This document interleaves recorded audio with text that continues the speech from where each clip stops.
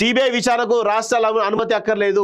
ఇది మొన్నటిదాకా కూడా కేసీఆర్ వాళ్ళ మీద వస్తున్న అవినీతి ఆరోపణల విషయంలో ఎక్కడ సిబిఐ ఎంక్వైరీ పడుతున్న ఉద్దేశంతో అటు జగన్మోహన్ రెడ్డి, చంద్రబాబు, జగన్మోహన్ రెడ్డి, ఇటు కేసీఆర్ ముగ్గురు కూడా మా అనుమతి లేకుండా సిబిఐ మా రాష్ట్రంలోకి ఎంటర్ కావద్దు, కేసులను టేకప్ చేయొద్దు అని చెప్పేసి జీవోలు జారీ చేసిన సందర్భాలు అనేకం ఉన్నాయి. సో ఇప్పుడు సుప్రీంకోర్టు ఒక జడ్జిమెంట్ ఇచ్చింది.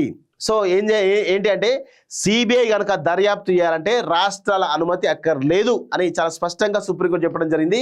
దీంతో రాష్ట్రాల్లో ఉన్నటువంటి ఇప్పుడు ఉన్నటువంటి రేవంత్ రెడ్డి గారికి కావచ్చు, లేకపోతే గతంలో ఉన్నటువంటి కేసీఆర్ కావచ్చు, అందరికి కూడా ఈరోజు కొంత ఇబ్బందికరంగా ఉండేటువంటి అవకాశం అయితే కనబడతా ఉంది.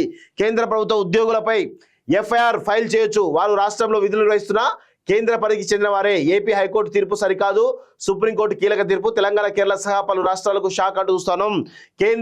రాష్ట్రాల్లోని కేంద్ర ప్రభుత్వ ఉద్యోగులపై ఎఫ్ఐఆర్ నమోదు చేసేందుకు, విచారించేందుకు సిబిఐకి సదరు స్టేట్ పర్మిషన్ అవసరం లేదని సుప్రీంకోర్టు కీలక తీర్పు ఇచ్చింది. వారు రాష్ట్రాల్లో విధులు నిర్వహిస్తున్న కేంద్ర ప్రభుత్వం పరిధిలోని ఉద్యోగులైనటువంటి స్పష్టం చేసింది.